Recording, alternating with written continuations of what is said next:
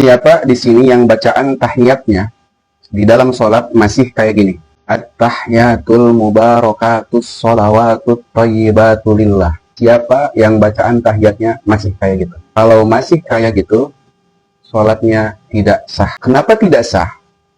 Karena tasyahud akhir atau yang kita kenal dengan tahiyat akhir itu adalah salah satu daripada rukun sholat. Sama seperti bacaan Fatihah, sama seperti sujud, sama seperti ruku, itu adalah rukun-rukun di dalam sholat yang ketika kita melakukannya dengan cara yang salah, maka otomatis sholatnya pun tidak akan menjadi sah. Lalu pertanyaannya, bacaan yang benar itu seperti apa, Ustadz? Bacaan yang benar itu, cara membacanya at-tahiyatul. Kebanyakan orang itu membaca at-tahiyatul. Coba yang baca at-tahiyatul komen.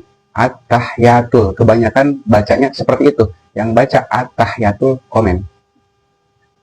Yang benar itu bukan at-tahiyatul, tapi yang benar itu adalah at-tahiyatul. Jadi huruf haknya itu dikasrahkan dan tasdid kepada iya. Kemudian iya-nya mabtubi'i panjang. At-tahiyatul mubarakatus sholawatut thayyibatulillah.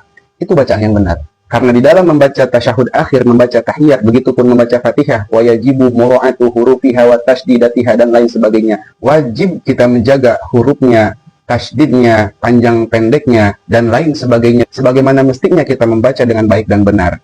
Ketika membaca at-tahiyatul, maka otomatis menghilangkan tasdidnya, kemudian menjadikan huruf hak yang kasrah menjadi sukun. Nah, itu fatal sekali. Tolong diperhatikan, tolong diperhatikan. Ini adalah bacaan yang sering sekali orang salah membacanya. Sementara tahiyat itu adalah rukun daripada sholat yang menjadikan kita sah dan tidak sahnya sholat.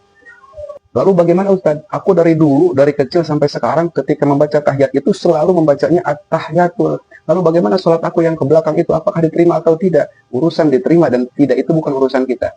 Kita hanya menjalankan sesuai dengan aturan, urusan diterima atau tidaknya ibadah kita itu urusan Allah. Tapi ketika kita rapih menjalankan aturan-aturannya, maka insya Allah berpotensi untuk diterima oleh Allah Subhanahu wa Ta'ala. Dan sholat yang sudah kita lakukan yang dulu, mudah-mudahan Allah mengampuni kesalahan kita.